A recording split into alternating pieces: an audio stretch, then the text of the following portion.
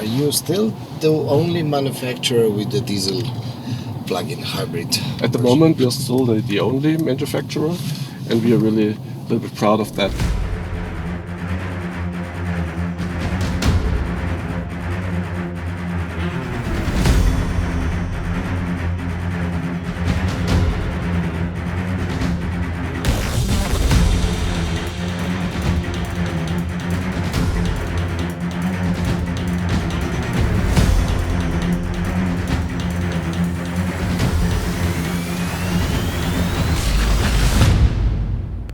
Mercedes has 10 years of experience with plug-in, right?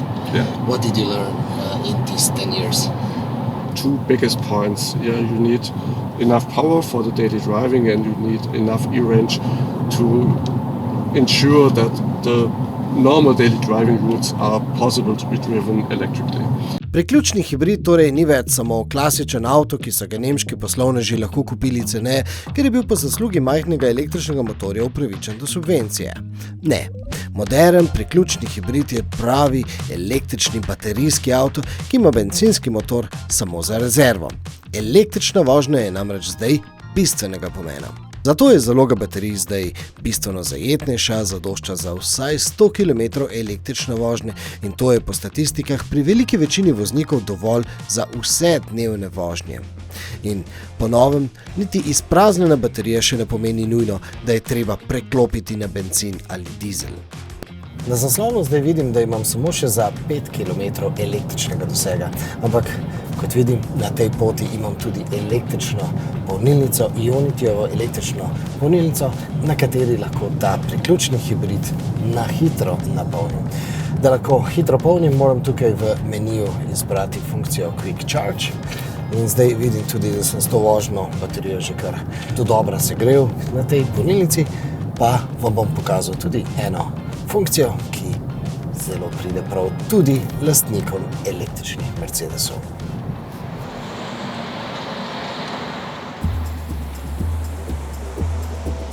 Torej, nobenih kartic z avtomobilom se samo pripeljemo na polnilno mesto, priklopimo polnilni kabel, wait for plug and charge. Plug and charge je ime storitve. Avtomobil in polnilnica sta se že dogovorila, se sta sporazumela in čeprav imamo skoraj popolnoma prazno baterijo, je avtomobil že začel polniti s polno močjo. Seveda v tem primeru nimamo tistega hitrega polnjenja, kolikor ga zmore ponuditi ta električna polnilnica, ampak glede na to, da je to priključni hibrid, je to izredno hitro polnjenje. Tukaj na tem mestu še dodam, da imamo tukaj priključni hibrid, v katerem kombinirajo električni motor in pa dizelski motor, torej nam to omogoča izredno dolge poti. Ampak ta funkcija plug and charge je ta hip na voljo samo za Ionitijeve polnilnice, na naših gremo na elektriko in pa petrolovih polnilnicah ta hip še ne deluje. Dejstvo, da prazna baterija še ne predstavlja panike, no to dela vožnjo manj stresno. Vseeno pa ni treba, da vsakič najprej do konca spraznimo baterijo, potem pa preklopimo na bencin. Namreč, če že v štartu vemo, da bo naša vožnja daljša od kilometrov, ki jih zmore baterija, ali pa če vemo, da se bomo vozili 200 km/h po nemškem avtobanu, ali pa če nam zapaše dinamična vožnja, potem je najbolje že kar takoj na začetku vključiti izredno učinkovit hibridni način delovanja in pa relacijo zaupati Mercedesovi navigaciji. The route-based operating strategy in the hybrid mode help to use the stored energy in the most efficient points. If you use the navigation system, the car knows where you want to go and how long this distance will be.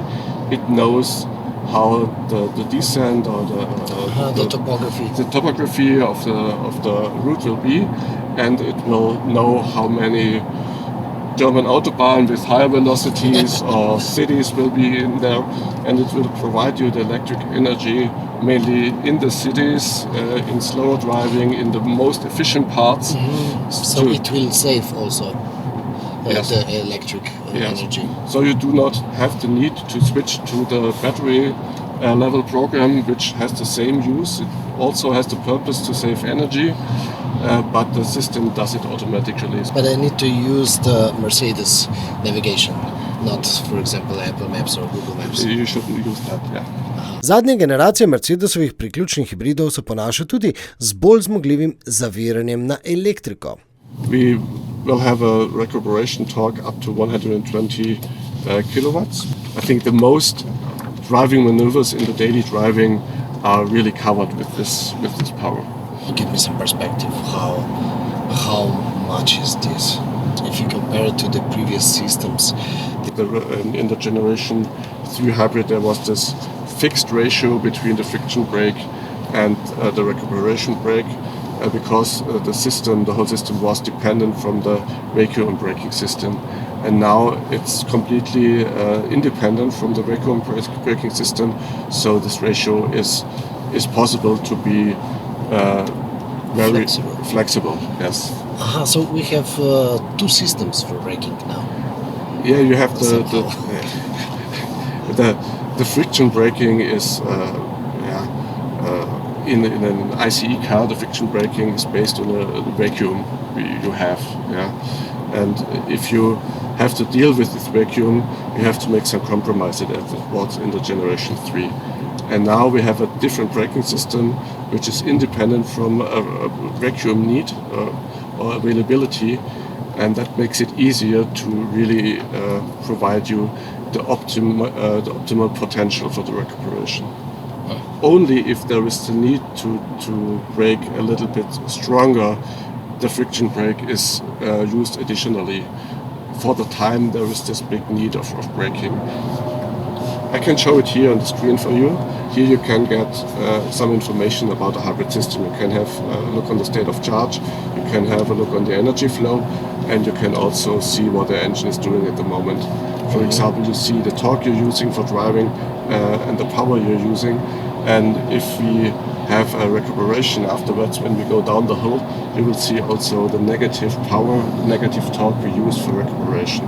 And now you see there is this negative torque and the negative power in the recuperation. What we didn't talk about was the boost. So if I press the pedal, you will find this haptic point, yeah. And if you stay with lower pressure than this haptic point is, you will stay easily in the electric driving program.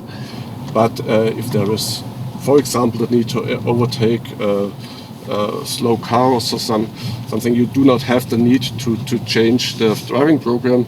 You can just go on the pedal over this haptic point and you will have the availability of the full power. Seveda, morda bi kdo za dnevne električne poti potreboval še večjo baterijo, recimo takšno za 200 ali več kilometrov.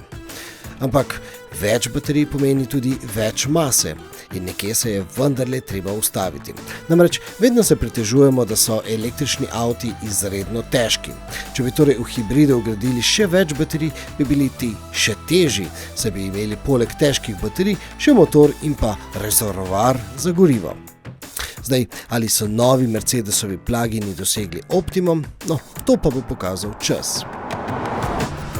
V novih priključnih hibridih pa sem preizkusil tudi asistenčni sistem, ki v Sloveniji doslej ni deloval, po novem pa deluje.